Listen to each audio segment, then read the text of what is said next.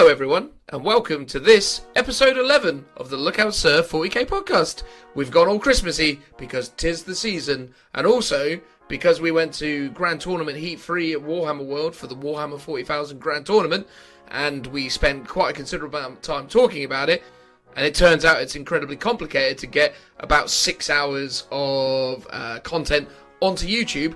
We've had to break this down. So if any of you are curious why none of our episodes, or rather our episode 11, turned up on Saturday, it's because we had a logistical error with trying to get 6 hours of content onto YouTube. So what we've ended up doing is what you can see here, which is one of our segments of the Look Out Sir 40k podcast, episode 11, where we're going to be talking about the Grand Tournament Heat 3, our individual armies and performance within the tournament. Now, spoilers, I don't mean to be bold when I say this, but I will say this boldly. I did win that tournament, which is quite incredible. And if you want to hear about that, that'll be in one of the episodes. Funny story, the way I'm kind of recording this is I'm using this same pattern at the start of every one. So if you've had to listen to this 5 times over, sorry about that. But essentially, this episode will be about Phil with his, you guessed it, Death Corps of Krieg. Who would have ever have thought that Phil would play that army? Certainly not me.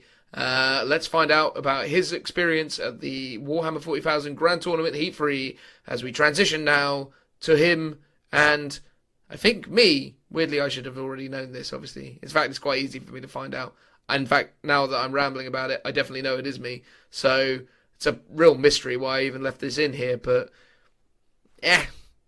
transitional noise. Woo! Hello everyone.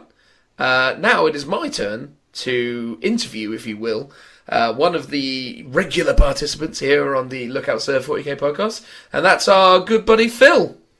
Hello. Did you like how I didn't crash your audio there? That I didn't go, "How you doing, Phil?" after I finished saying it. It makes a nice change. It does make a nice change. It's quite lovely. So we're going to talk about how Phil got on at the Warhammer 40,000 Grand Tournament Heat 3. So if any of you listened to our earlier podcast, you may already be aware broadly what Phil was taking. I'm sure things have changed since he spoke about it in detail last, but the broad strokes are, as I understood it, you played the Death Corps of Krieg. Would that be correct, Phil? That would be about the only thing that is still remaining from that original list. But yes, that is what I took. Fantastic. Well, I'll tell you what, mate. Let's follow in the order of ceremonies and start by hearing about your army list, hearing about your strategy for that army list, any specific special rules or things that you feel like you need to call out, and then we'll do the old breakdown of the games as they occurred. Sound like a plan? Sounds good. So my army list, obviously Death Corps of Krieg. I'll start off with the battalion, which is the main force. So I've got the field officer, who's my warlord. So he's just a regular officer. I gave him 2 hotshot las pistols because I had some points spare. He's also got old grudges as the warlord trait. So that means at the beginning of the game, after deployment, but before the game starts, I get to nominate 1 enemy unit, and everyone within 6 inches of him gets to re-roll failed wound rolls. I've been rocking this one for a while now, and I sort of prefer it to Grand Strategist. But it is very niche, but it does mean you plonk him with a bunch of Lehman Russes, and you get a nice bubble aura effect to try and definitely kill like the thing that you want to kill turn 1, or potentially turn 2 if it's not rolling too well. It just really buffs your army. So I found that quite useful. So that was my main tactic. I mean, it sounds like a really strong ability. I mean, I know obviously everyone loves rocking the I regen CPs, but is your army particularly CP hungry? Only because I've taken the Baneblade, and with that you want to use the Crush Them stratagem, and occasionally either the Baneblade or maybe another tank. I would use Jewelry Rigging just to, when you're basically just down a profile by 1 wound and you want to spend a CP and get 1 hit point back, and by doing so you've got a better ballistic skill. So they're the 2 stratagems that I was just using constantly, along with just the occasional reroll. I didn't really use any other stratagems. The Grenadier ones are quite useful but very niche, and there was probably only 1 or 2 times that when I should have used it and I forgot, and that was about it. It's always the worst part of the stratagems, isn't it? That when you need them, you don't remember you have them, which is fantastic. Yeah, exactly. The field officers also got Quoth Aquila, so that's a relic to gain me CPs when your opponent spends a stratagem. So I did use that to at least get some kind of CP farming going on, and most of the time it's a bit useless. But if you had one or two CPs isn't too bad. Oh, cool. Very cool. So he was my first HQ choice. The second one was my tank commander, which had converted up to these internal sponsons. It's a little project that I've been doing. So he's a tank commander, Punisher gun, and then heavy bolters on the sponsons and the hull.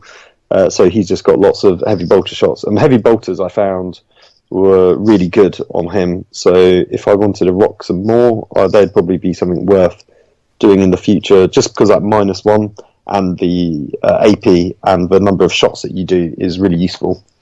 Found, especially for stripping. In my test game against Richard, I found that was actually much better at dealing with a knight with a 3-up in-1 save than the battle cannons. No, that's fair enough. And you didn't take this tank commander as Pask then? You actually just used it as a regular old Krieg tank commander? Yeah, so because of your Krieg, you can't take Pask because Pask is now locked into Cadia only, which is a bit of a shame because, as I've said in previous podcasts, I always used to love running Pask, and that was when he had a ballistic skill of 3-up. I don't think it was 2-up in 6th edition. I could be wrong. But just because he was really good, and I could always, homebrew it that he was my own version of Pask or a Krieg equivalent of. But now it's impossible to run him unless I was to run a Cadia detachment, which I could have done if I wanted to be competitive. But I wanted to do pure Krieg. I didn't want to... I mean, the rules of the tournament suggest that if you are doing multiple detachments of different regiments, they need to be painted up differently. I'm sure I could have gotten away with not doing that, but it's not something I really wanted to do. And I sort of like the idea of trying to run a pure Krieg list and try and see how well I can do, even though it's not as competitive as I could possibly make it. No, I think, it makes sense what your kind of objective was with regards to the pure Def Corp Krieg approach, because I know you're very much a purist when it comes to your Def Corps of Krieg Army, almost like you're embodying the Def Corp themselves with their, rather... Yes, I would rather die than succeed. That's quite true. Absolutely. But I suppose that's the thing. I mean, to say they suggest it in the rulebook's probably putting it lightly. They basically pretty much demand it. If you're going to have something that's going to be different, it's got to completely appear differently. So yeah, in the rulebook, but it's in the event pack. Yes. And they do stipulate it. But it's one of those rules where you could probably get away with it, and who's going to complain? I mean, especially if, for example, it was just a tank company. So in GT Heat 1 last year, they didn't have that rule because it was such a new rule set. My infantry battalion was all Krieg, but my tanks I actually took as Katachan because I wanted to get the re-rolls just to make it slightly more competitive, just to see how well it would do. And this was actually, there was two reasons. One, because it was slightly better. Two, they hadn't actually clarified that Krieg could get access to the relics and warlord traits. So what we wanted to do is take a regiment from the Codex that would unlock the relics and warlord traits and stratagems specifically for the rest of my army, because I didn't want to go all Krieg and then someone say, oh, but then why are you using these things from this rulebook? Gotcha. From the Codex. Although, funnily enough, you should mention the whole colour coordination thing. When I played in Heat 1 on the live stream on Warhammer TV, I did at one point have a mild word said my way when they were like, oh, why are your Khorne Berserkers inside of that Iron Warriors Rhino? And I was like, oh, I didn't realise before a couple of weeks ago that I couldn't put Khorne Berserkers in an Iron Warriors Rhino because of keywords. And they were like, well, yeah, you should have painted it red. And I go, yeah, I would have liked to. But that was 2 weeks from when I'm sitting here or standing here in front of you. So, sorry. But so, yeah, even though it wasn't actually technically in place for Heat 1, they did sort of tell me I should have should have done it properly, but at the end of the day, it was one small concession within an overriding army. So, well, yeah, I was going to say my opponent in the last game, he took a termite drill for his Adeptus Mechanicus army, and I was like, "Oh, it's yellow and it's Imperial Fists. Oh, I take it you play Horus Heresy," and he was like, "No, I just borrowed it from a friend."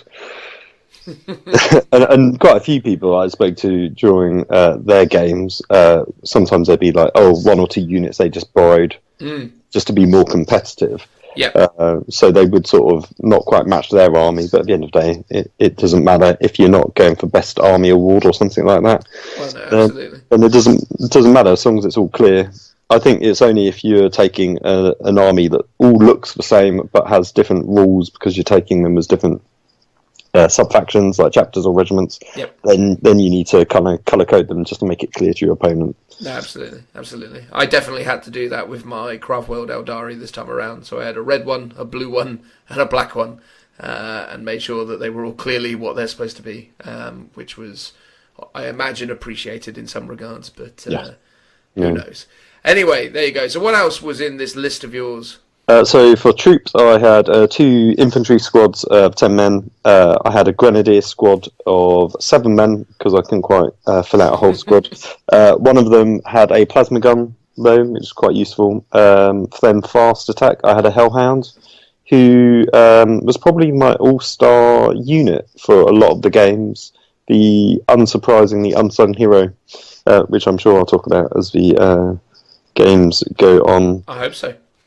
And then I took a Trojan support vehicle. So the Trojan allows you to pick 1 vehicle per turn in the shooting phase, and that vehicle can reroll all failed hits. So I would combo that with the Baneblade because it's a really good force multiplier. So the Trojan is 98 points, so it's quite expensive. But when you're comboing it with a vehicle that's sort of like 500 points, you're sort of getting your value for money out of it. And then if the Baneblade was destroyed, I would tend to combo it with a tank commander. Even though the tank commander can get reroll 1s, and you're hitting on 3s normally, it would just be a better option, just to give it all reroll, all failed hits. And then the tank commander can issue an order to someone else. It sounds massive though, right? Because, I mean, the Baneblade's ballistic skill 4+, right? Yeah.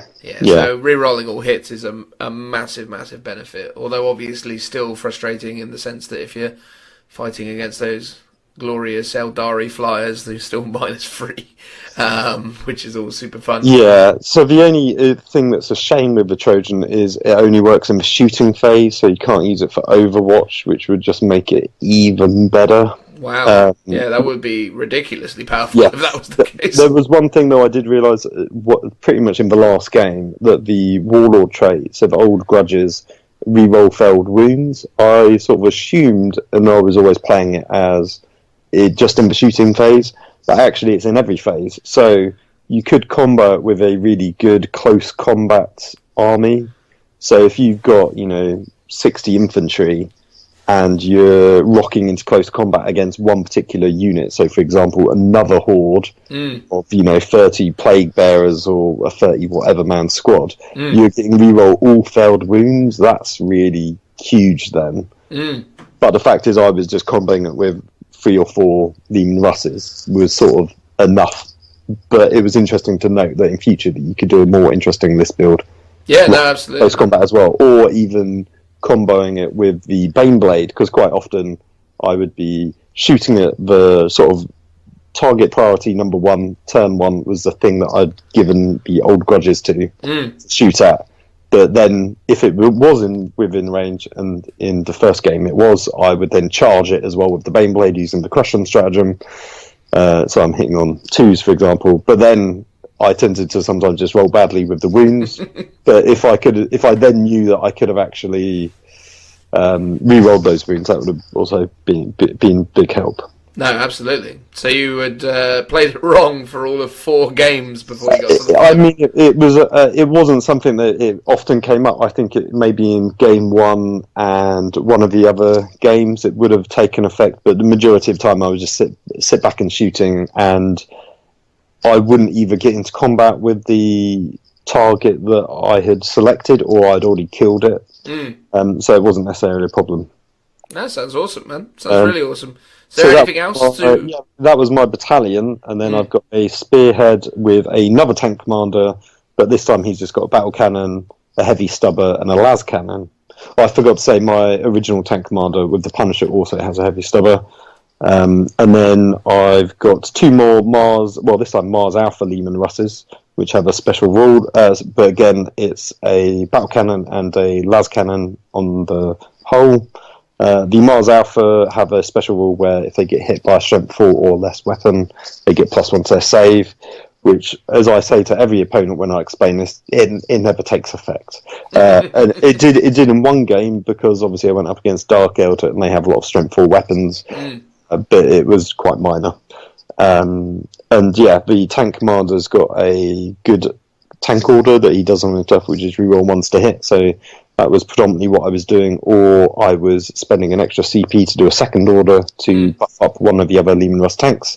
The fact that they were objective secured was actually, I always say, it doesn't really make much difference, but in a few games it was actually a real deal breaker having those objective secured tanks, and actually helped score me a lot of victory points, so I'm sort of glad I did that. And then I've also got, within that spearhead, a heavy weapon squad of autocannons. The autocannons did really well in the games overall, just constantly chipping away at vehicles, trying to finish off or just put down a few more wounds on something. Because they were such a low target priority, most people didn't bother shooting at them. And then lastly, I've got super heavy auxiliary detachment with that Baneblade and just one set of sponsons, but it does output an awful lot of heavy bolter shots. And I keep forgetting, or at least in the first game I kept forgetting, that it has a demolisher cannon, which is also a big deal.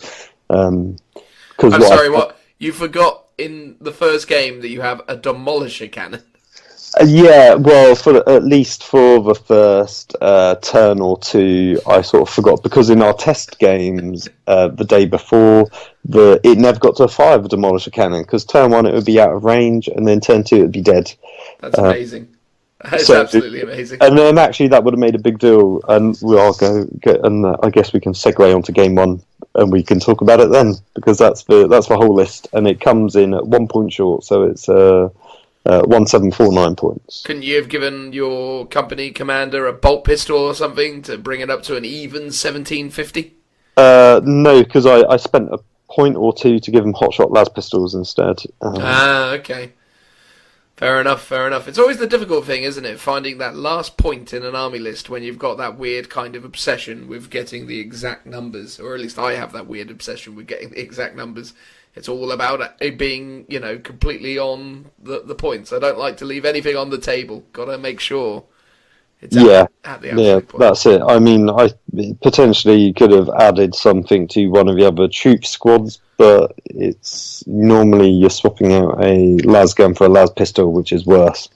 So, or a bolt pistol, which I don't have the model for. So why would you do that? No, absolutely. I mean, as I said to you when we went through this, whenever that happened to be, I think it's a reasonable list for what it is. I think the thing is that, not to kind of preempt anything or get into the details of it, I always feel like with the Imperium armies, especially with the Guard, there is a lot to be said for the addition of Imperial Knights. And I think, obviously, that Knights are definitely not perfect. They've definitely got issues, which hopefully Chapter Approved will be addressing in a week's time. Or rather this weekend, today, in fact, if we're going by the time which this should be released.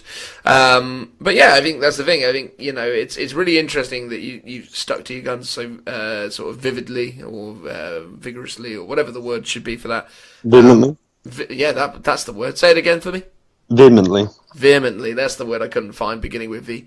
But yeah, I mean, and I think a lot of that obviously has to do with the fact that you were on the clock trying to paint things for other people, right? I mean, you had some other people's stuff to get done.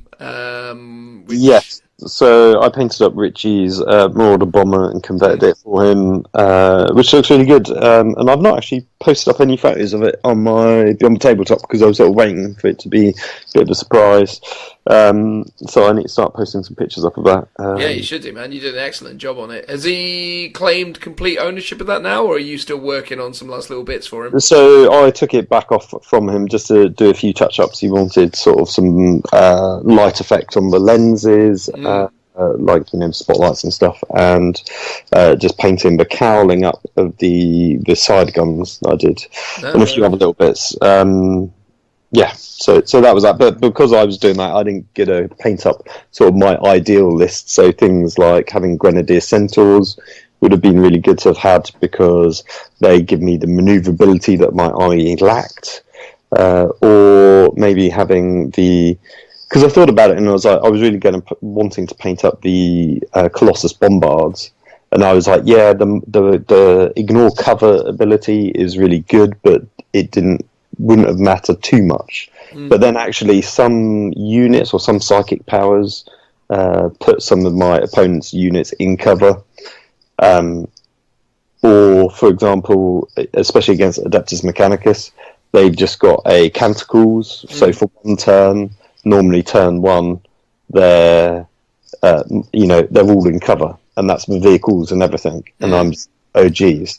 And the fact that it's strength 6 and they've got a lot of toughness 6 stuff like the Striders is like, that would actually really helped me, I think. No, absolutely. Only last little question about the army list I have before we get into the games for reals. How many points is a Kriegsman over and above a regular Imperial Guardsman? So this is interesting. It's 1 point more expensive.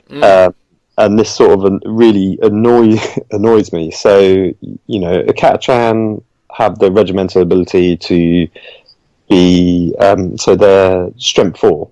So you go, okay, that's one difference, and that's their regimental trait. And then Krieg have weapon skill 3 up. So you're like, oh, okay, there's that difference. But we also have a special rule where we ignore casualties from the morale phase, which was kind of really helpful. Even though I only had 3 squads, it kind of kept them alive much longer than they should be. So that was good. And you're like, okay, that maybe you could say they're both regimental traits at a push. But then they also have crack grenades. So I think that's where the points come in. But I see it as we don't get access to first rank fire, second rank fire. So at 12 inches, a Catachan squad, or for example, Cadians that are re-rolling 1s or potentially re-rolling 2s with the... Actually, maybe I can't re-roll 2.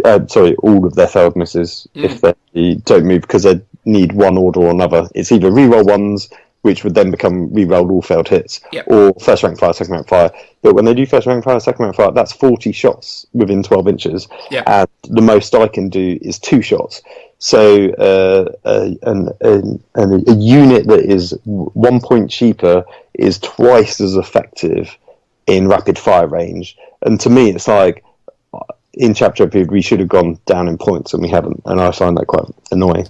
See, I would say though, and again, not wanting to get too much into my own experiences and how I've been running armies to counter these, these Imperial Guard batteries, or the Loyal 32, as people have seemingly started calling them, or at least I believe that's what they started calling them.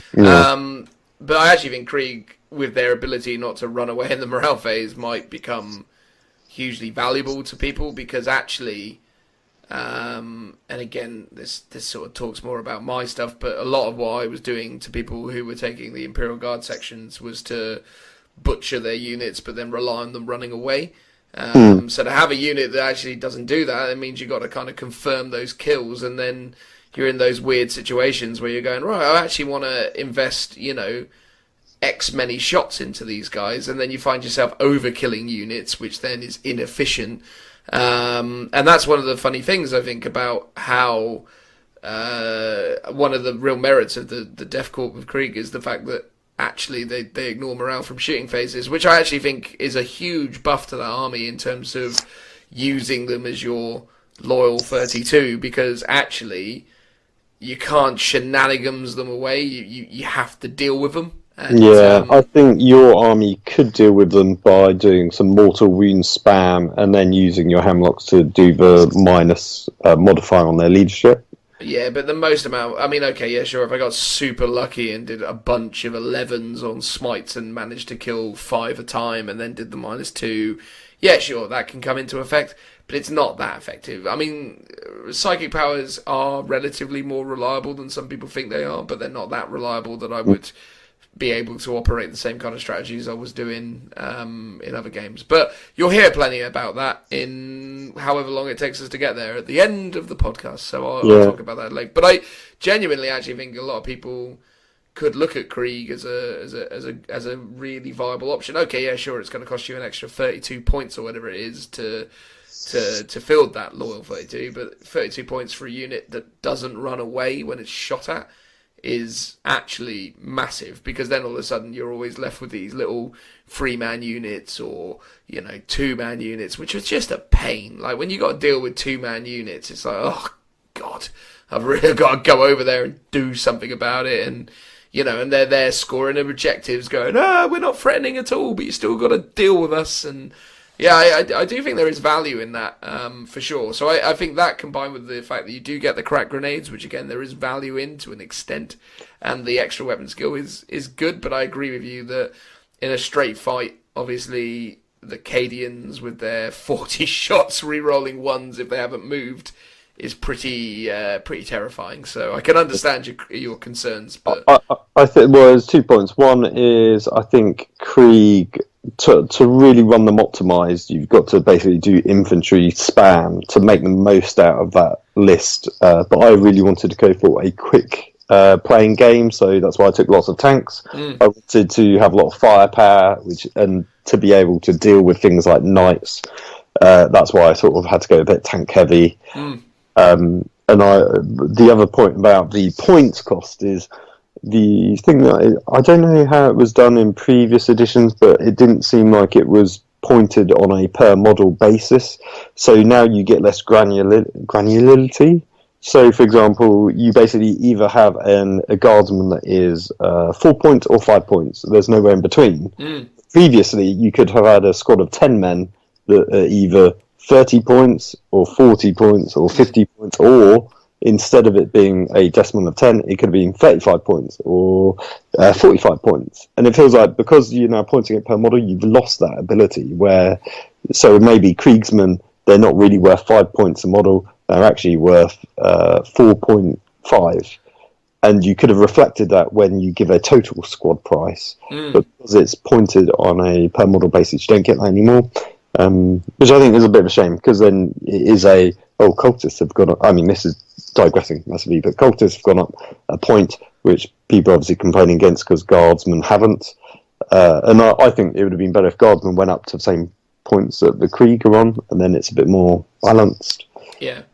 I mean, again, we really will be getting off on a tangent if we start talking about the cultists and why that's fair in that example, in my opinion. But let's leave that on the shelf for later on, and let's talk about Game 1. Game 1, if I'm not mistaken, actually, now I'm going to really fall over myself because I can't remember what Game 1 actually was. Well, you'll be welcome, because I know what it is. Oh, brilliant. There you go. What was Game 1? I've written it all down on my official Warhammer 40k branded games journal. Wow. There you go.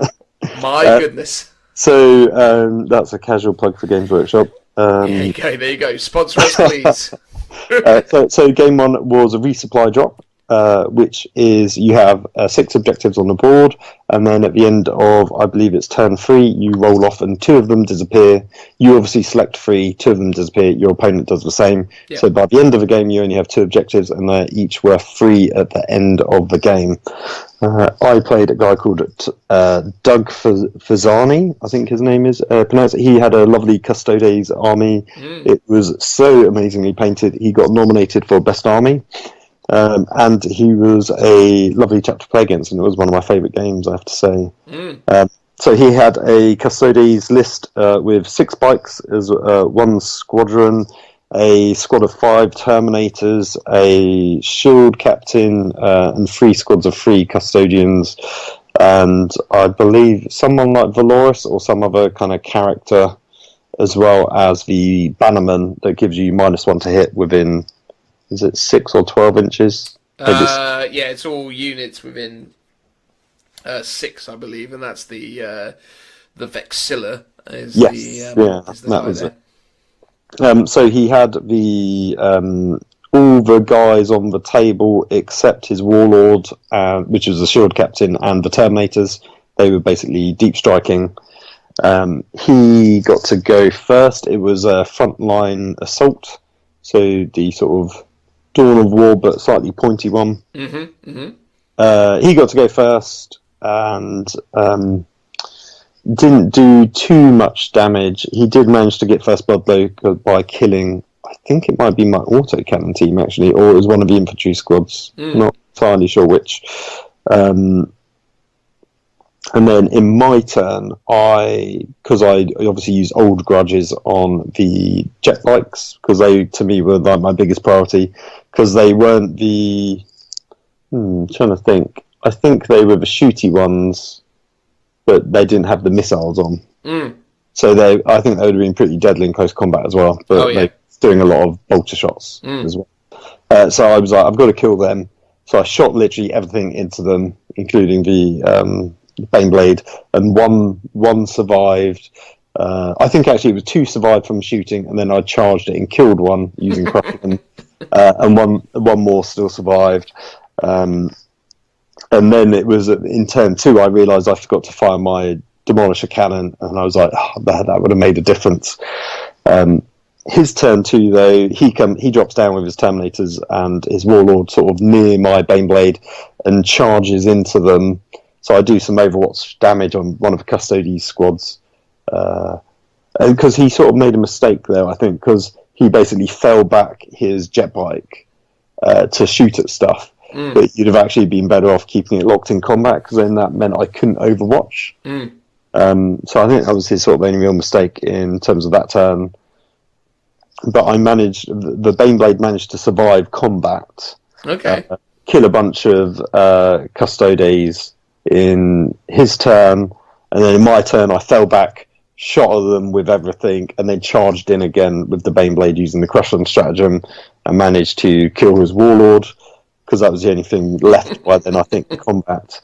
And then by that point, by that point it was kind of clear I was winning, because I sort of felt like my army was optimised for his list, because I do lots of multi-damage weapons. So Baneblades do D3. The battle cannon on the Baneblade does a flat 3, which is amazing. And I've obviously got the auto cannons, considering, because I think they did survive maybe a turn or 2. So all that sort of stuff was pretty useful. But it got to the point where I had one objective. He had one on the other end of the board that I couldn't easily get to, and he had his other captain on. And it was sort of tucked in a corner, so I couldn't easily see him. So I had to sort of wiggle my models around to try and get in line of sight and shoot everything at him, because it basically came down to the last turn where I was either going to table him and win, or he was going to be on an objective with First Blood, and I would be on an objective with Linebreaker, and it would be... actually, maybe I would have won anyway, because I'd have got... Oh, that was it. It was either I move my Baneblade to shoot at his guy, and I don't get Linebreaker, but I'm more likely to get to table him. But if I didn't kill him, it would have been a draw, because I'd have had, say, the Warlord. He'd have had First Blood, and we'd have been drawn. And he actually said to me, "Do you know, I shouldn't tell you this, but you know, if you move your Baneblade this way and get Linebreaker, you're probably more likely to win." And I was like, "No, thanks very much." And I was like, I don't know if I want to yet, because I just want to try and table you. But in the end, I did take his advice and sort of go for the Linebreaker. But what I had is, on the right-hand flank, I had my little plucky Hellhound that had managed to deal quite a bit of damage to one of the Custodes squads in the first few turns, and like take one of them out, just due to lucky rolls, I think. Nice. But the Hellhound sort of snuck up, and I did like 4 or 5 wounds on the guy in that one turn just with the Hellhound, and managed to kill him. So my Hellhound won me the game, basically. Incredible. What could have been funnier is if he was like armed with a really powerful combat weapon. You could have charged him, because that thing always blows up, doesn't it? It always seems to like a 4-up, so it's quite likely, and obviously only does D3 mortal wounds. But yeah, there's in the second game there was a time I really wish I had the Artemia pattern Hellhound, because that does D6 mortal wounds. Wow. But the final victory point was 8-1 in that one, although it was actually a tabling, I guess, so it was like an instant win. Well, there you go, man. Off to an incredible start then.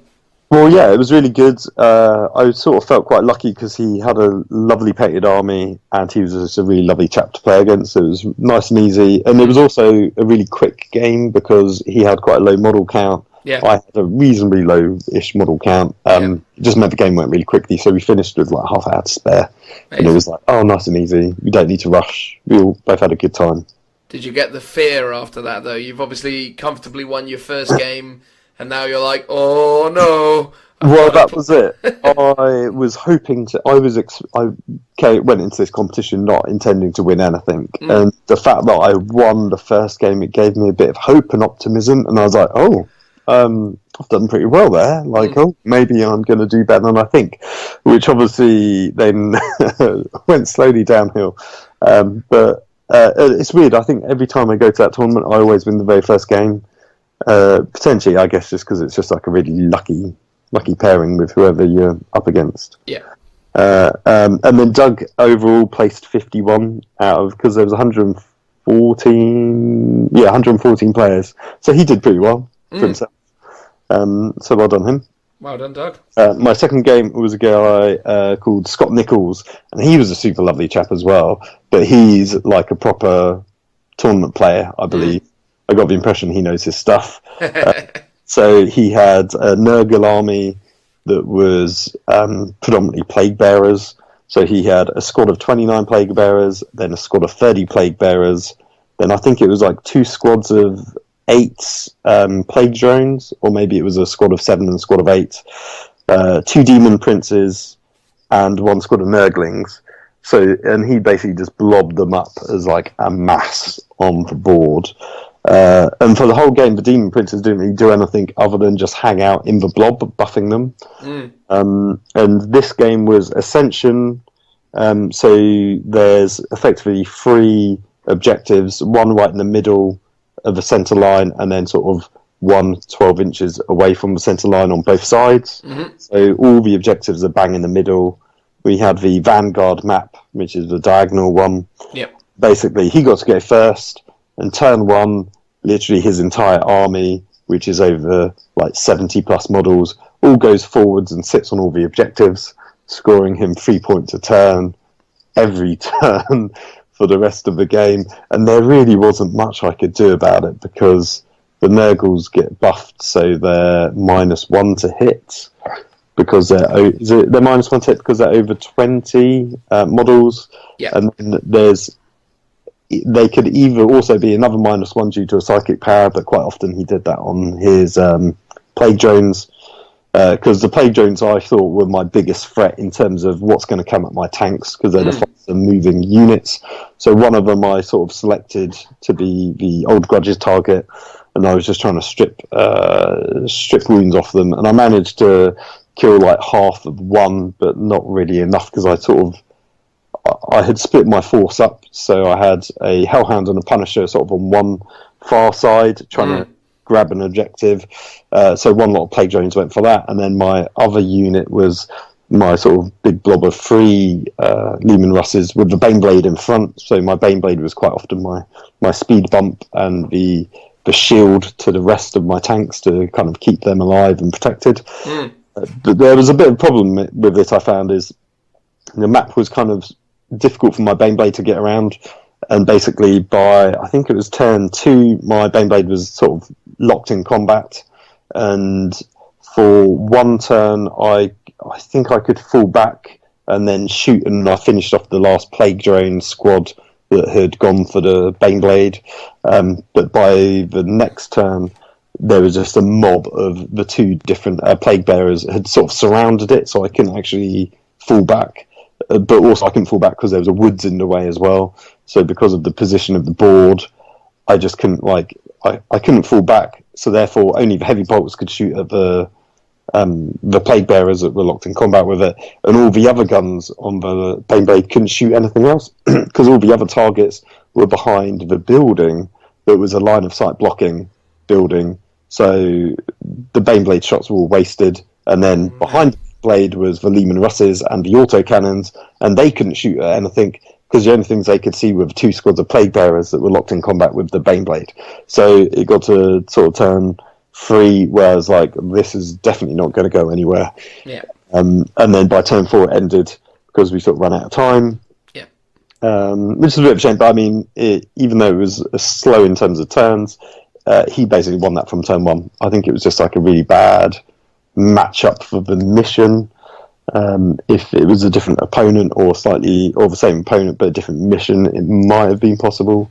But it was just that thing of, because of the minuses to hit and the fact that everything's so tough, and the plague drones were toughness 6, multi-wound, I think they have 6 wounds each. It's like, that's actually really difficult to kill that many of them. I found that, because sometimes it would be like, oh, I hit them with a las cannon and I rolled a 6, and he's like, it doesn't matter because there's only 1 wound left on that one. I really should have sorted out my target priority when I'm shooting sometimes. So it was like simple mistakes like that sometimes, but also it's just luck of the draw in terms of, that thing's on 1 wound, but you've only got to overkill it basically, because that's all you can do. Yeah, no, absolutely. I mean, it's really tough dealing with those Nurgle hordes, especially in the Eternal War missions, and especially on that specific mission, because accumulating points with an army that can just sit on stuff and stay there is really, really difficult to deal with. You need an army that can effectively dish out enough damage to that army turn 1, turn 2, for them to be depleted to the point of ineffectiveness. But the amount of armies in the game that can do that effectively are really, really slim.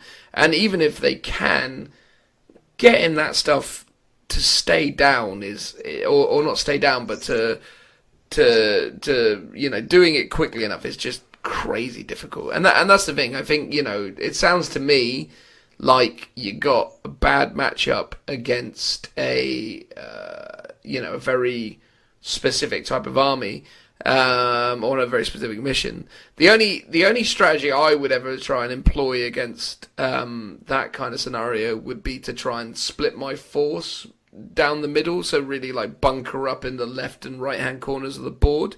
But that depends massively on the type of deployment that you achieve, because the thing is that the Nurgle guy obviously can just sit there and go, well, I'm just going to accumulate these points in the middle, but he can't commit everything to one side or the other, and a lot of the time he's just going to want to sit in the middle. So he didn't need to sit in the middle. So he was like, because I was like, oh, you can just sit there now. He's like, no, I like to go forward. So, but what he ends up doing is he sort of sent his guys forward, but he sort of ends up daisy chaining them back a little bit to stay within the aura benefits, because obviously he's got the bagpipe dude and all the other things. I had sort of split my forces. So on one right-hand side, I had the Hellhound and the Punisher, but the Plague Drones managed to charge and kill the Hellhound turn 1, and that was when I was like, man, I really wish I had the Artemia one, because I'd have dished out more damage, and I could have, if I'd gone first, just belted it forward into his whole army and hope I rolled really well for mortal wounds and stuff. But ultimately it wouldn't have made much difference. But because he had so many things, and I guess because it was Vanguard, the difference between being on the left-hand side and right-hand side, because that's sort of how I had split my force, didn't really make much difference, because he just moves 24 inches forwards and he's at everything, because he's got the numbers to spread everything out. No, it's true. It is true. I mean, you're absolutely right. I mean, it's,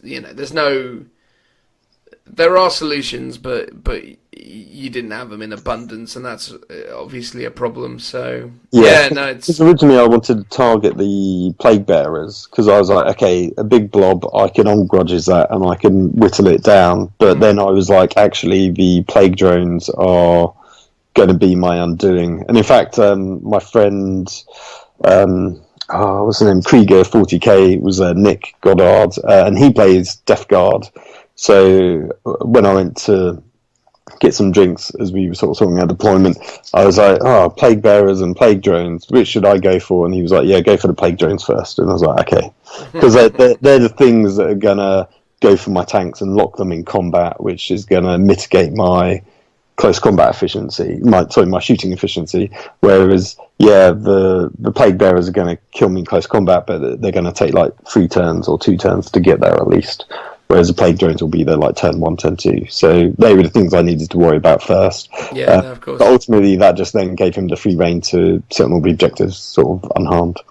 So in total, because we were also counting up all the number of kills that we had done in terms of the number of points for the units, which I kept a tally of because I thought it would be really useful just to show how efficient or inefficient my army was. So I only killed 331 points of his army, and he killed 1,344. So I didn't get tabled, which was good, but either stuff was in combat or it just couldn't shoot at anything because, for example, my Baneblade was in combat. Although my Baneblade did...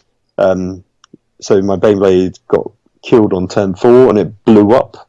But it's like, oh yes, I'm doing D6 mortal wounds on a 30-man squad. Doesn't really make much difference when it comes to that sort of stuff. But at least it was like a sort of minor victory to losing.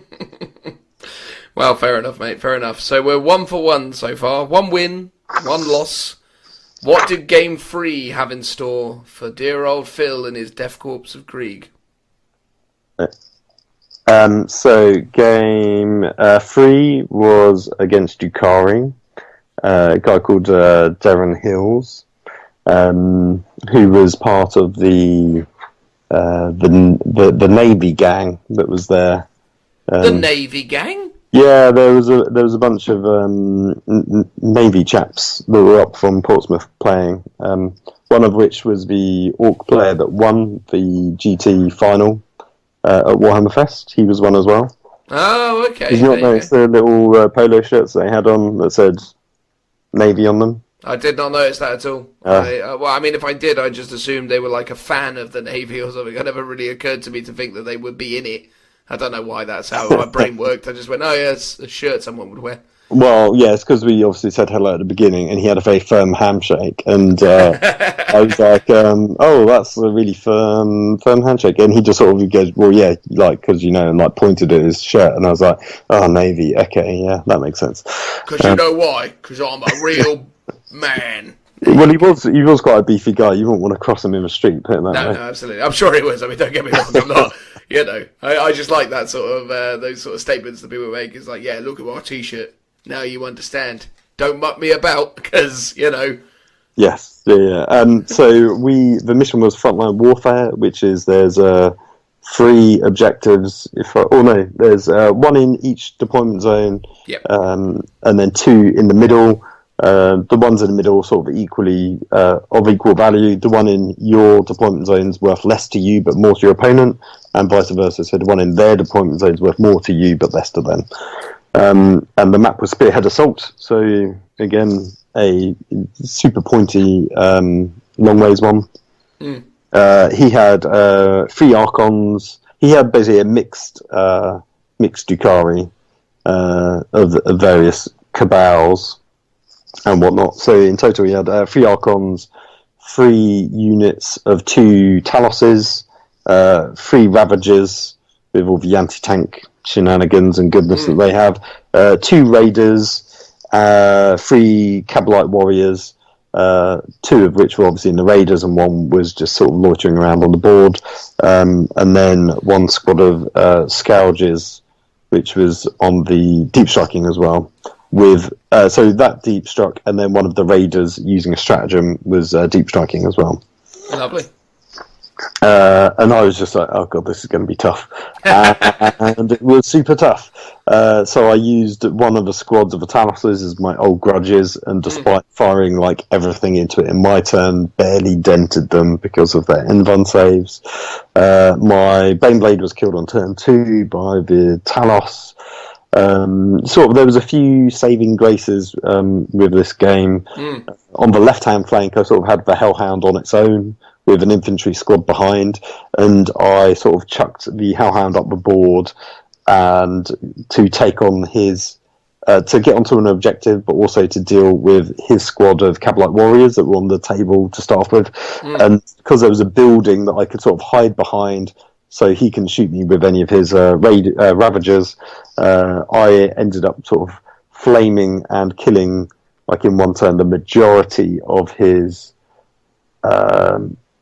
cavalry warriors, and I was like, oh, this is really good. But then in the following turn, I sort of did the same, but then there was like 2 or 3 of them left, and I sort of made the mistake of, I'll charge them in combat, so I'll be locked in combat, and he can't shoot at me from all the Ravagers. And I thought it's a much better idea. It will force him to fall back with those 3 guys. If he wants to shoot at me, and if I'm not locked in combat, then if I'm locked in combat, I'll be able to survive a turn. Actually, when I did that, he was like, "Oh, great! Like, you won't be able to do anything, and you'll have to fall back." And I was like, yeah, he's got a point. Like, I think I was a bit of a mistake. Like, I was like, I was expecting him to fall back to shoot at it, but actually, he just then concentrated on shooting the other, like my Leman Russes. Whereas actually, by having the Hellhound out in the open, it would have been a bit more of a distraction that he then had to deal with, potentially. Because he obviously wouldn't have charged at them because of the Overwatch. So yeah, that was maybe a bit of a mistake. But the Hellhound did pretty well in that respect. And there was an infantry squad following on behind that had a fight with one of the Archons, and they eventually got killed by him. Meanwhile, on the other side, so the Baneblade got blown up, and then everything was sort of surrounding my tanks and killing them. But I had 2, a guy from an infantry squad and a guy, the Watchmaster from the Grenadier squad, were the 2 sort of sole survivors of a close combat attack from the Talos. So basically, one of those guys, the Grenadier Watchmaster, went two rounds in close combat with the Talos and survived, and he was getting a bit frustrated because his whole army was surrounding on this one guy who seemingly just wasn't dying. But eventually he did, and basically I got tabled on turn 4. Lasted 4 turns though. Yeah, lasted 4 turns. Yeah, I mean, it was slow and painful, but it was happening. I was sort of trying to move my tanks around so he can lock up more than 1 in combat at a time, but it's quite difficult. And do you think it was purely matchup that did that to you, or is there anything you could have done differently to have improved that outcome? Well, I'll tell you what. So I lost my whole army, which is 1,749 points. How many points of stuff do you think I would have killed of his army? I mean, well, it would be difficult to guess, but I'm going to say 500 points. Well, 297. And it's like, to have lasted 4 turns and to have done that little sort of damage is just like, the power imbalance between those armies is just ridiculous. Like, I couldn't compete. Everything that I was doing, it's a problem that everything has an invuln save and a feel no pain save.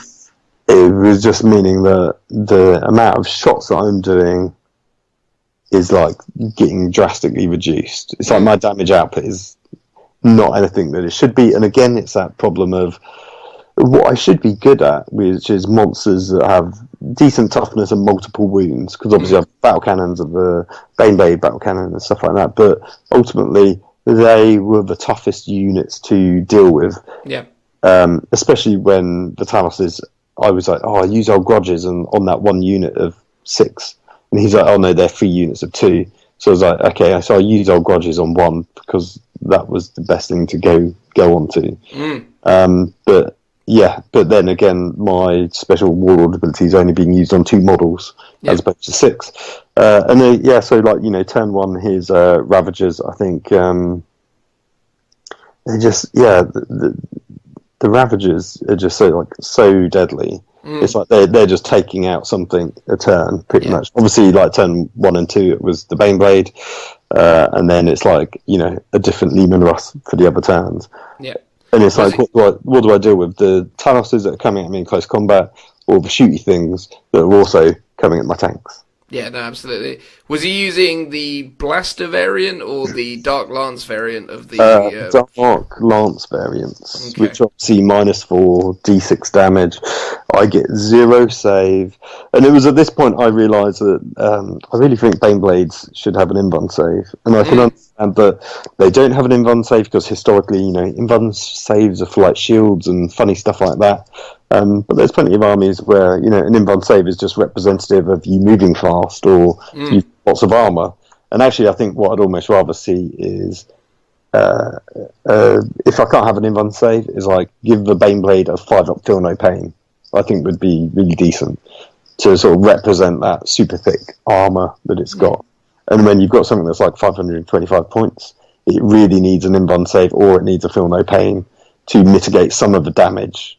Because when you're getting, when you've got something that's got 26 wounds and it's getting blown up turn 1, you're like, jeez. And sometimes, quite often it would last a turn 2, but even so, that's not long in terms of a game. No. And it doesn't stack up right when you've got things like the Knight Gallant, which is, 360 odd points, and it's a no contest between a Knight Gallant and a Baneblade. A Knight Gallant wins every time. It's, it's got to close the distance, but it will.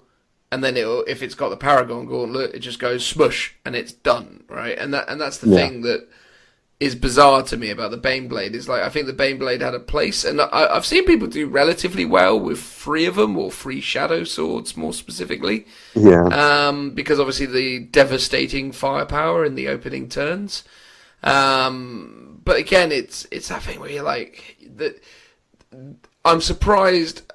Again, speculating that they've not... Have they addressed Baneblade points at all? Oh, so if I remember rightly, the Baneblade has stayed the same, or it's maybe gone down 10... No, I think Baneblade stayed the same. All the other variants have gone down by 10 or 20, except the Shadow Sword, which has gone up 20. And I was like, Shadow Sword is a really good variant, but...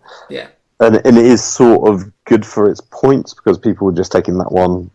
predominantly but it's good because it's just a good anti-tank. It's good at its job, but it's super niche. If you come up against a horde army, it's useless because his biggest gun is killing like 1 model or 2 models a turn, which is obviously pointless if it's a plague bearer. Yeah, absolutely. I mean, I remember I once played against someone running 3 Shadow Swords, and I just penned them in with a bunch of Guardians just standing next to it going, what are you going to do?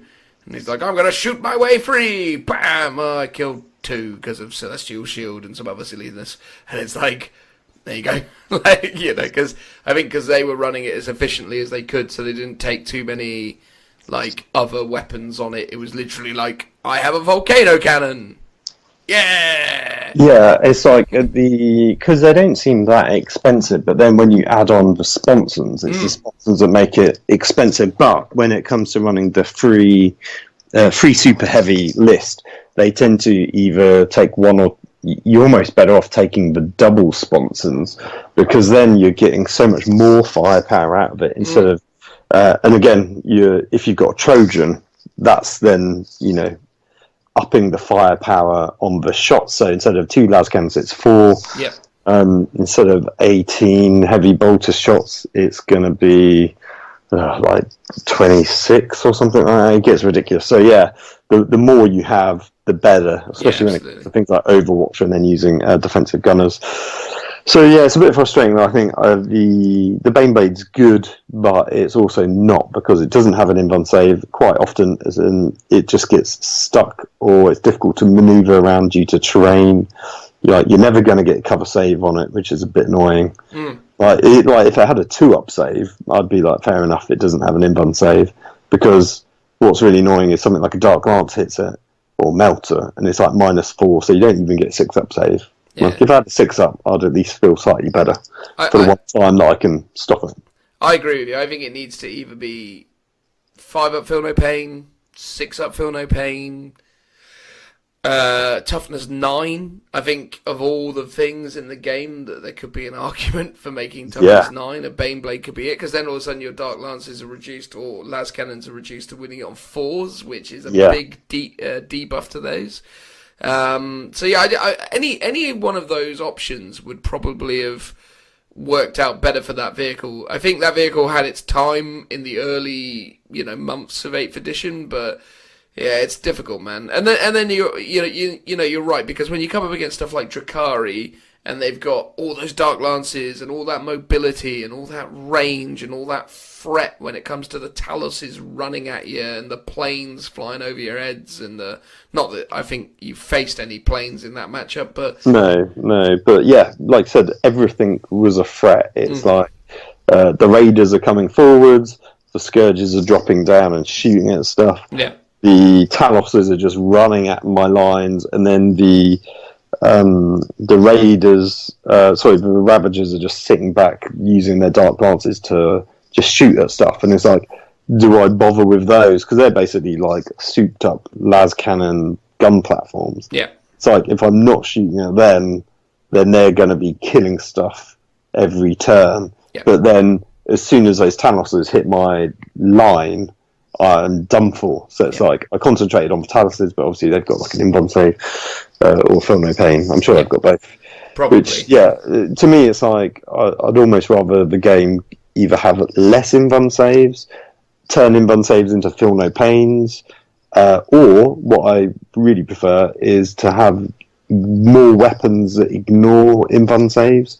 So they obviously did that with the shield breaker missiles, and I just really wish there was more guns in the game that did that. Like, for example, the Shadow Sword's Volcano Cannon, why doesn't that ignore invuln saves? The fact that it doesn't is just ridiculous, especially now they've sort of learnt their lesson and created a weapon that has that ability. I think either more need to be able to counteract it, or they need to have less things with invuln saves, because again, it just feels like it's a wash with it, and all the top armies tend to be the ones with all the invuln saves and the feel no pains. No, absolutely. And the joke of it is when they introduce it, they'll do it like the 7th edition Craftworld Elder Codex, where they go, we'll just give it to the Elder.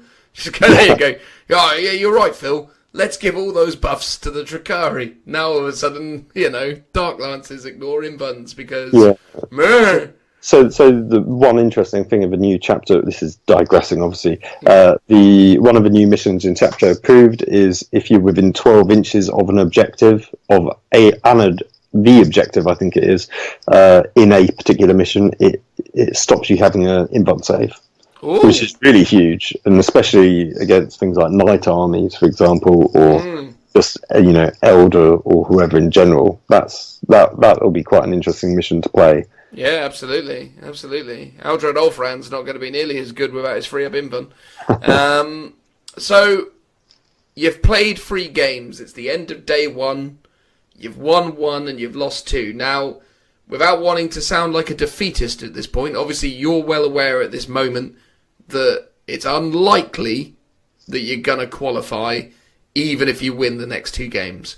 How do you deal with that kind of thought process going into day 2? What's the general vibe? I knew that was going to be... I mean, I didn't expect to qualify. The fact that I even mob 1, I thought, that was good. But the thing, I think that got my hopes up. I think I would have almost been better off losing the first one and then winning 1 later on. So yeah, I'm not going to qualify. Do you know what? I'm fine with that, because I know I'm not taking competitive army. I'm sort of sticking my teeth in and just getting on with it. What was interesting is looking at the results afterwards. I was only one of 2 pure Austromilitarum armies in that tournament, but what was more annoying is I didn't beat the other one. He didn't do well either, but he still beat me, which was quite frustrating.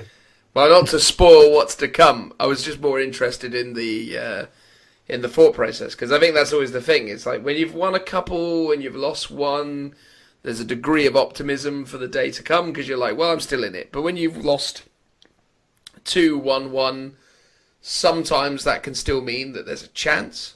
Because if I'm not mistaken, when you qualified for the finals back in 2017, you won 3, lost 2, right? Yes, yeah. So I was sort of thinking it would be cool to do that, but unlikely. Yeah, I mean, that being said, with the way that your army is painted, with the way it looks, I suppose there's still a chance, right? I mean, there definitely was someone, I think, in the top 30 who only won 3 games, but then got, lots of favourite game votes and lots of favourite army votes. So it's within the realms of possibility. It's just that obviously, it's difficult, right? But anyway, so it's day 2. You've slept on it. You've thought about it. You're thinking, right, what am I going to do in game 4? And what do you get to look across the table at the start of game 4? Well, I see a bunch of knights, and I'm like, ooh. And I say to my opponent, I've never played knights in a tournament here, because every time I go, there's normally a few knight armies, and I never get to play them. And I've said, talked to you about it a few times, and be like, I've never played knights. And literally the first time I played against knights, I think properly, was our test games on Friday against Joe with his knights. And Richard and his knights, and actually that really helped because I learnt a few tactics that I got to apply to this one. So I ended up playing a guy called Elliot, who's actually from Hellstorm Wargaming. Okay. So you played Mikey, his mate, obviously in Heat 1 last year. I did, absolutely. I chatted to Mikey a fair bit during the event as well. I say a fair bit. I actually didn't get a chance to chat to him until the end of Game 5. I happened to catch a word with him and see how he's getting on, and he seems pretty happy with how things are progressing for him, which is super cool. He's always been a pretty lovely guy to chat to from my perspective. We've had a great game together. I look forward to playing him at some point again because he is actually really fun to play against. So, but yeah, so you played against Elliot, which so he's directly associated with Hellstorm Wargaming, right? Yes, yeah, he had a T-shirt on, but it was like covered up because he had a checkered shirt on, so he had to sort of peel it back to go, oh, I'm from those. Wait, did he unveil it like a Superman? A little bit, yeah, more like a Clark Kent, just peeking it. Well, yeah, sorry, like Clark Kent as it's peeking out from under the shirt, as he were, pulled to the side, bam, the music hit. So he did that, and I was like, oh yeah, right, I know who you guys are, okay. And that probably was like, I recognise you vaguely, but I can't place you. And then I was like, oh, okay. So he had knights, and I can't remember what household they were. It was, I think it's the one that allows them to shoot without penalty from advancing. I can't quite remember which one that is. It might be Raven, maybe. I'm not sure. But Raven sounds about right. He also had Blood Angels as well. Of course. So in total, he had a Gallant, 2 Crusaders, 2 Smash Captains, and 3 Scouts. And were they painted as Blood Angels, or did they look an awful lot like Blood Ravens that he proxied? Well, I didn't look that closely, but he did say he borrowed them, so they probably might have been. They were red for sure. There you go. Well, that's all that matters. a darker red. I'm not entirely sure.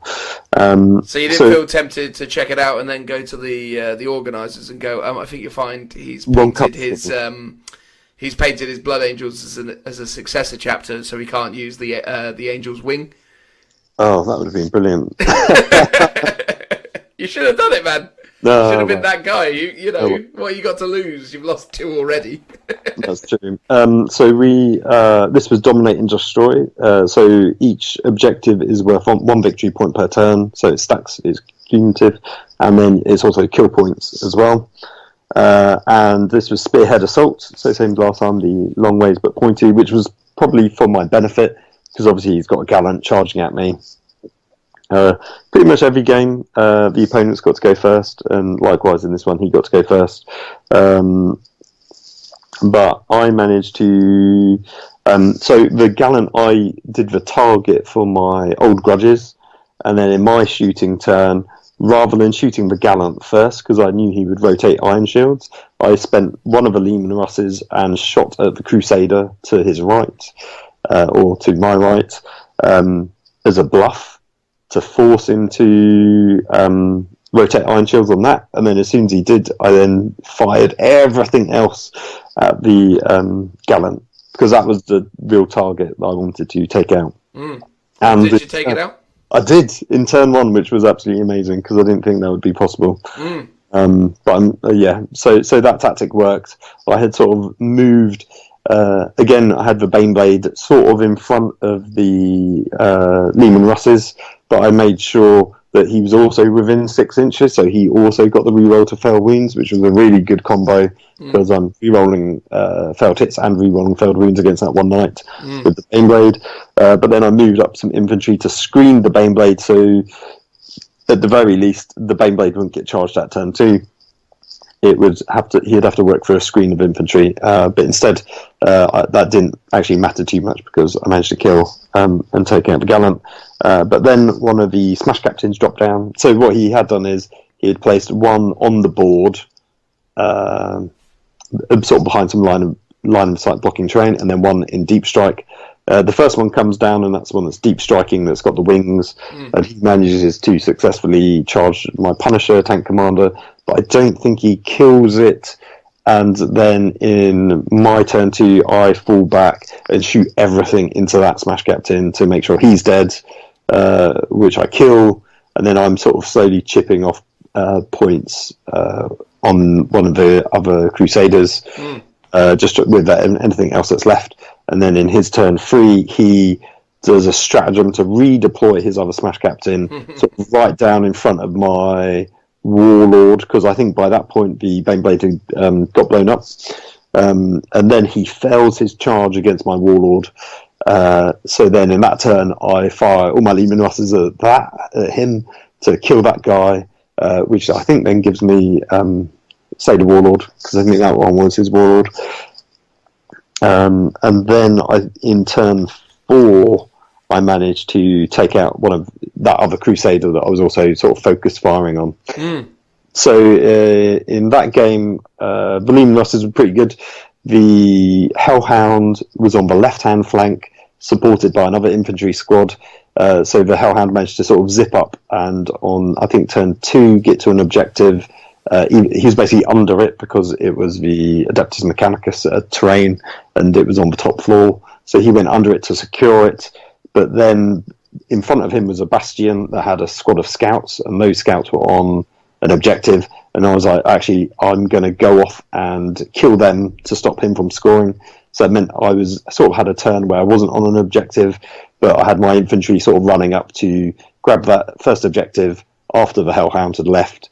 And then the Hellhound went up, killed the scout squad, and then I could then, with that Hellhound, sit on his objective and also get me line breaker by the end of the game. So that was really good, because we ended up getting to turn 6. Turn 6 by the end. In fact, we forgot it was turn 6, so we didn't roll for it, so we just automatically went on to turn 6. I think that was like the only thing we did wrong in that game. And actually in this game, there was a lot of shuffling around due to objective secured units. So I had an objective in some ruins. He had a Crusader right next to it, which is the one I was constantly shooting at. But I managed to hide my infantry squad that was still alive in the building. But because it was line of sight blocking, he can actually shoot it with that Crusader. And in one turn, he should have shot his stubbers from the other Crusader at it, because that was the only thing that had line of sight. And he forgot. He was like shooting at my autocannon team instead. And then afterwards, he was like, "Oh, balls! I should have done that," because my guys were in the corner of the ruins, and the objective was on the other side. So his knight was right next to the objective, but I had objective secured, so I had control. And then in the next turn, I took those guys off because I wanted to run up to another Bastion that was in the middle of the field to capture a different objective, which I managed to do for one turn before they all got shot to death. But that was quite funny. So I had I think it might have been the Grenadier Squad commander, the Watchmaster, again. So he was right in the middle, so he was a turn away from jumping on a new objective. So he survived 16 heavy stubber shots from both of the knights, and survived for a turn, which I was quite impressed about. So he did well, but then he went on an objective to score me another point, but then he got shot off by the other knight eventually. And the original objective that I was on, I actually sent some tanks up, so I used my Leman Russ tanks to like move and fire, because by that time the other Crusader that I hadn't touched had kind of gone into my lines and was smashing up my tanks and my Trojan. So I was like falling back with some, using move with another, because my tank commander didn't have many hit points left, so he wasn't very efficient in shooting. So instead what I'm going to do is I'm just going to go on that objective next to the Crusader, because they're a spearhead, I've got objective secured, which actually saved my bacon for 2 turns, because that was 2 turns I was scoring objectives when he wasn't. And it's like, yeah, I'm sort of sacrificing those Lehman Russes to his knight in close combat, but it doesn't matter, because so long as they survived longer than they should have as well. I was scoring objectives and he wasn't. So did you win, Phil? Is that what you're about to tell us? Well, yeah, so by the end it was, I think it was, 23 to me and 20 to him. So it was a close one. I mean, it was 16 to me and then 14 to him, and then we added up kill points. So I picked, because I was like, oh, I've definitely won on objectives, but, you might win on kill points because, he's got 3 big knights and I've got, loads of infantry. But actually, because he's got his 2 smash captains, scout and 2 scout squads that I killed, plus the 2 knights that I killed, that actually added up to more than he had managed to do. Wow. Well, that's amazing, man. Good work. Representing there for the Lookout Sir 40k podcast. So it was interesting. It was really even, because I had lost 1,170 points, and but I'd killed 1,262 points. So it was like super close in terms of what we'd actually killed of each other. Wow, man. Well, there you are. See, you get another win in. You're 2 on the board. Now you're riding high. You're thinking to yourself, "Oh, if I win the next one, maybe with the extra." Secondary points, I'm going to get in. I'm going to do it. So at this point, it was lunchtime on Sunday, and I had been nominated for Best Army. Ooh. So that was good. So I got to go into the cabinet, and I'll also spoil it for Joe now. Joe also got to go in the cabinet as well, so he was super excited about that. For Best Army, so we were like little buddies in the cabinet, and obviously he's got a stunning looking army. So, yeah, that was good. And I was like, oh, maybe I'll get some favourite army votes, because loads of people have said, oh, your army's lovely. I'm like, thank you.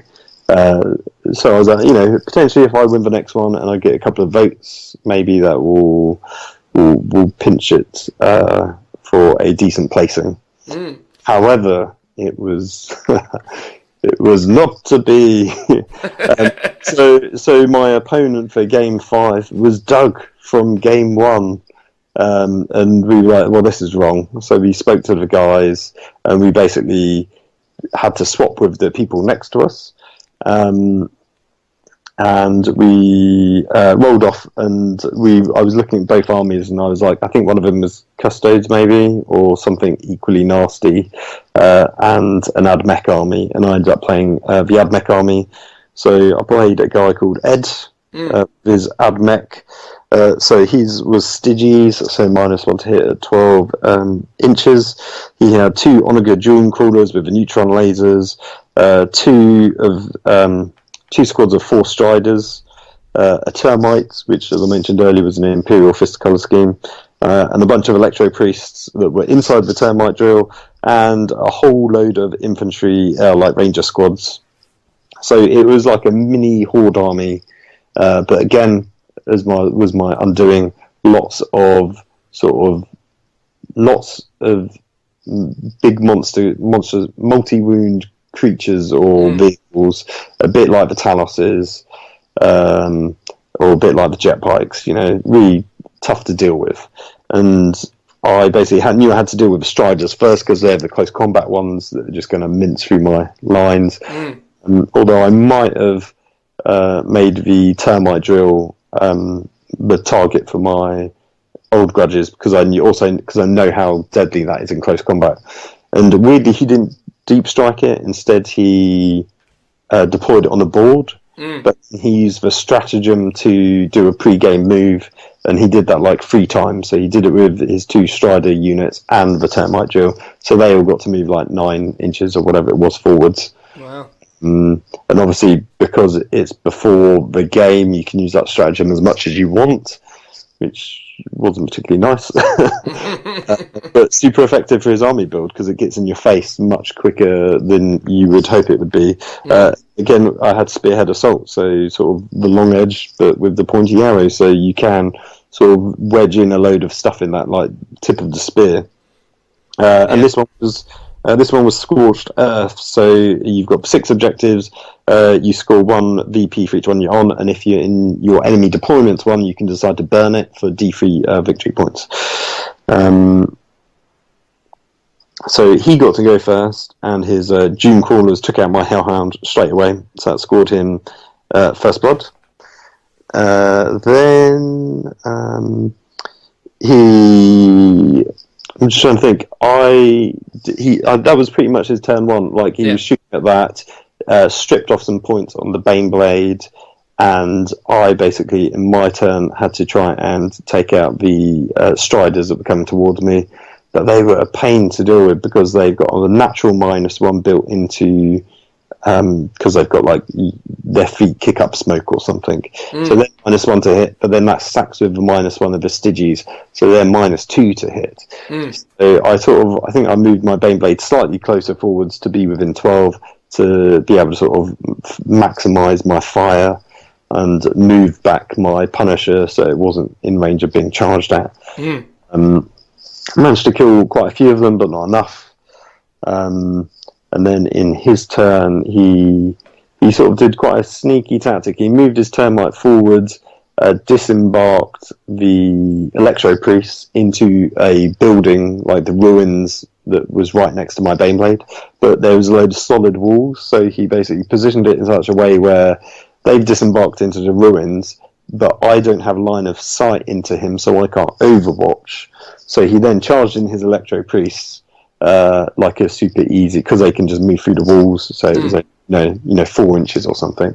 I can't overwatch, and then my Beyblade's locked in combat. So then his Doom Crawlers his Striders can charge in without penalty. And not suffer any overwatch along with the termite drill. And basically the mortal wounds from the Electro Piece finished off my Baneblade. And by that point, because that was turn 2, I believe, and he managed to blow up my Baneblade. And by turn 2, I was down to my last command point. And I rolled to see if the Baneblade explodes, and it doesn't. And I'm like, do you know what? I'm going to re-roll this. So I spend my last command point, and I rolled a 6. So I then do some mortal wounds to him, but again, you're doing D6 mortal wounds on a Doom Crawler that's got like 6 wounds. So he's got a couple of them left. So, and I didn't roll too well for that. And then I kill 4 Electro Priests out of 10 or 12 or however many he had. So even though it exploded and did a lot of damage, it didn't really do that much damage. And what was also interesting, his Electro Priests were all converted to look like Darth Maul with the double lightsabers. Oh, really? Yeah, it was kind of that's cool version. Yeah. Did he do the same kind of black and red colour scheme, I guess, then? I think so, yeah. Oh, wow. That's well good. Oh, good on him. Cool. Yeah, I mean, he was a really nice chap to play against. It was obviously a tough game. In a way, it was more beneficial for me to just sit and wait out the game for as long as possible, because I lost a roll off for deploying the objective, so I sort of overloaded objectives into my corner as much as possible, hoping that I would get a decent deployment that I could then go, yeah, this is my side. And obviously it was spearhead assault. So I had 4 objectives in my deployment zone, or I think I only had 1 or 2 in my actual deployment zone, and the rest were within reach of me just moving on to them from turn 1. So every turn I was scoring a decent number. So we only got 3 turns in, and each of those 3 turns I scored 3 objectives, 3 victory points. And in his first one, he scored 3. And then his second one, he scored 2, and I was like, oh, I might be able to pull it back. But then in his last one, he scored 5, because he ended up being on way more objectives by that point. And we called it at the end of turn 3, because there was like 10 minutes left. And there wasn't really much going to happen, basically. He was slowly whittling me down and slowly killing everything, and I just couldn't deal with all that stuff. Yeah, no, absolutely. Well, again, that mission's the one where you can discard or not discard, but if you can burn the objectives, Yeah, so he would have, in the following turn, if he started to break through and get control of those, he would have absolutely skyrocketed it, right?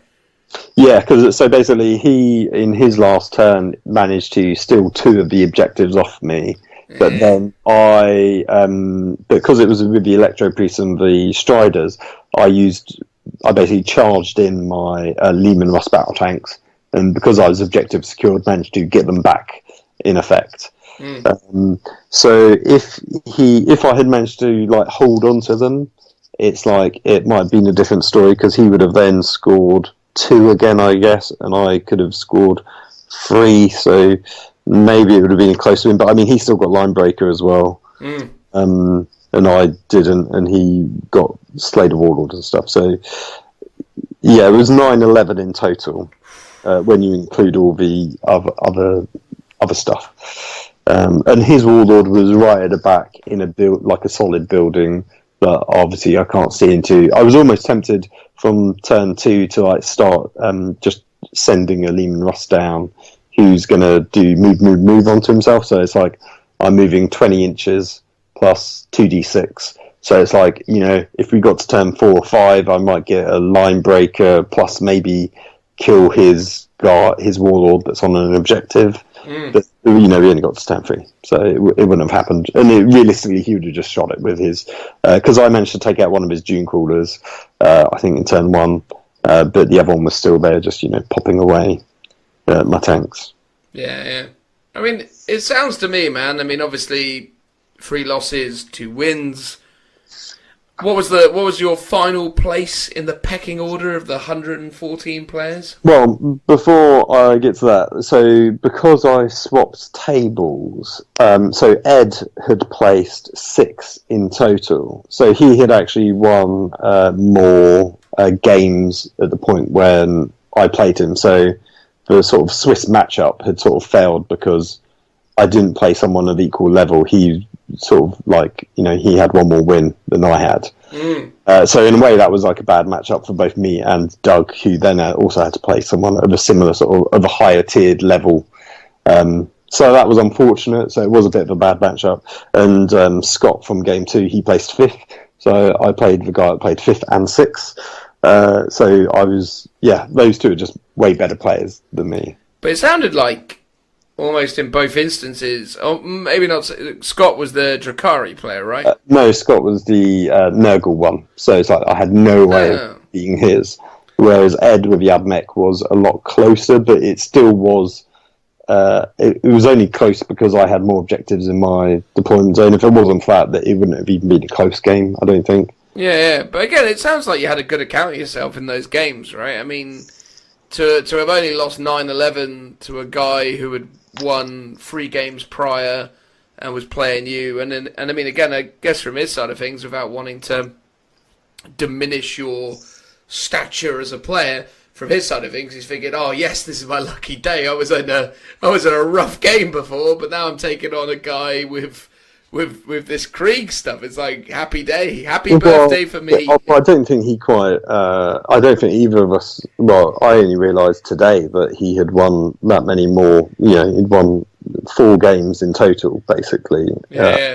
By the end, after playing me, so he probably didn't realise. And he looked at my army and he's like, "Oh, geez," like because beforehand when we had to do the roll off to decide who plays who, I sort of was joking with him like, "Oh, who do you want to play against?" Because it's either Custodes or me, and he was like, "I don't want either."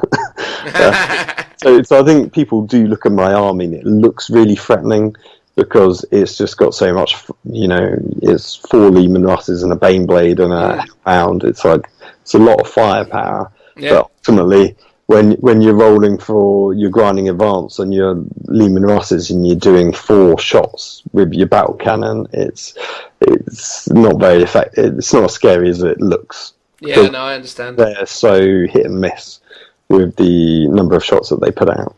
Yeah, that makes sense. Well, still though, so yeah, 3 losses, 2 wins. Where did that put you? So out of 114, I came 85th.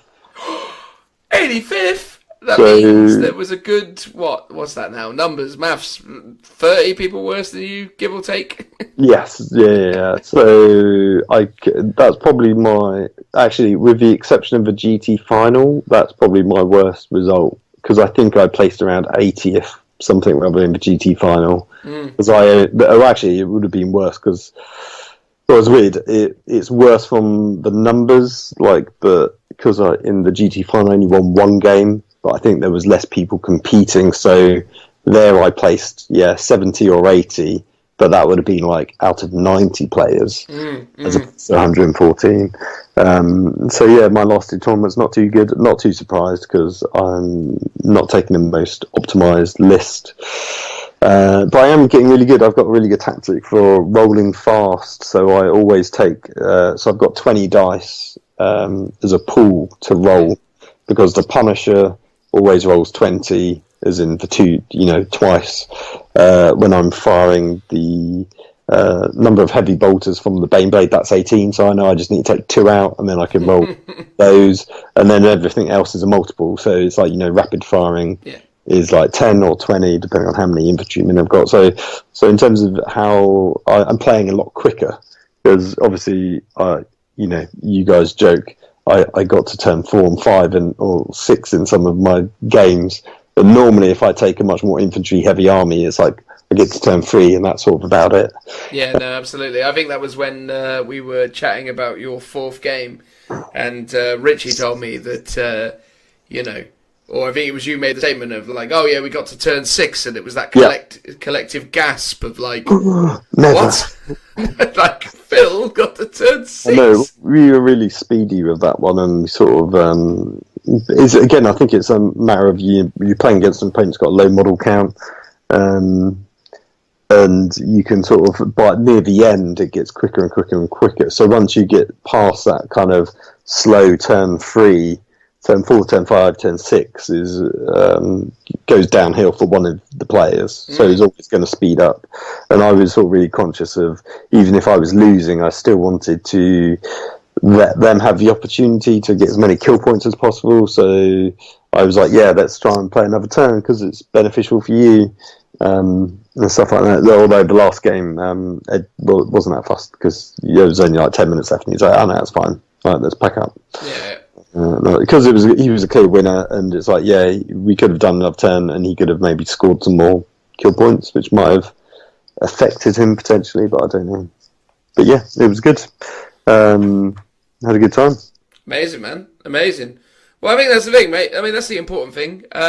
Closing questions for me, I guess, is will you be throwing your hat in the ring if they do it again next year, or how do you feel about the event now, a couple of days removed? Are you looking forward to trying out next year, or what's the feeling? It's sort of the same as after Warhammer Fest, I was I'm done with tournaments. I didn't particularly enjoy. I mean, it was good, but I don't enjoy playing 5 games and losing the majority of them.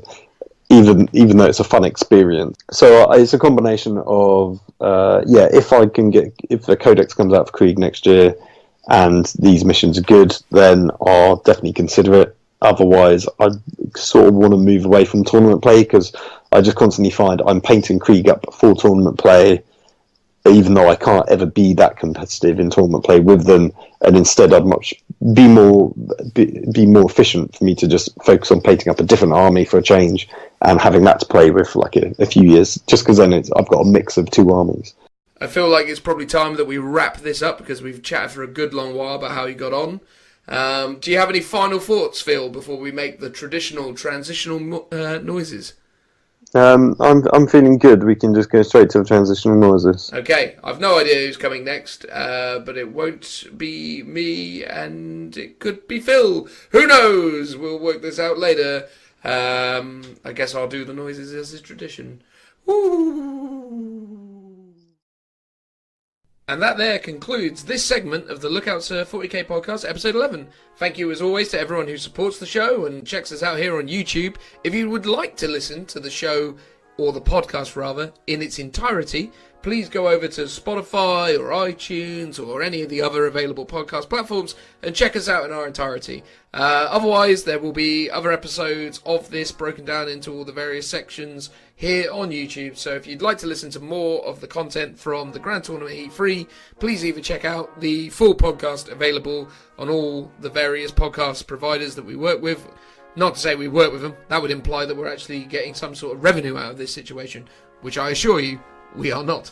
But nonetheless, check us out on all the podcast platforms that we choose to pay to put ourselves on. And obviously, please let us know what you think throughout the process and so on. We're always appreciative of the comments and obviously, really appreciate all the support. So this potentially is the last podcast that we'll put out in 2018. There is talk of us doing some kind of roundup thing that may or may not end up on the YouTube channel / podcast providers before the end of the year, but I have to be honest, I'm not entirely hopeful, so I wouldn't want to promise it, but I will throw it out there as something that might happen, because you never know what might happen. Depends how we feel and how it goes. But we really hope you've enjoyed our roundup of Warhammer World's Warhammer 40,000 Grand Tournament Heat 3. Obviously, huge thank you to Games Workshop and to Warhammer World for putting on what was an absolutely fantastic event. Me and all the guys absolutely loved the weekend. We had a fantastic time, and as we've probably laboured the point throughout the process, we would encourage any one of you listening to this, if you're able to do so, to attend some in the future, because they're super fun. So with that all said, thank you very much. Have a fantastic Christmas and or New Year's, depending on how this all goes. As I said before, we don't exactly know. But nonetheless, hope you have a great one. Thank you very much for all the continued support, and we'll hopefully chat to you very, very soon. Cheers, guys. Bye-bye. Bye. Bye, bye, bye.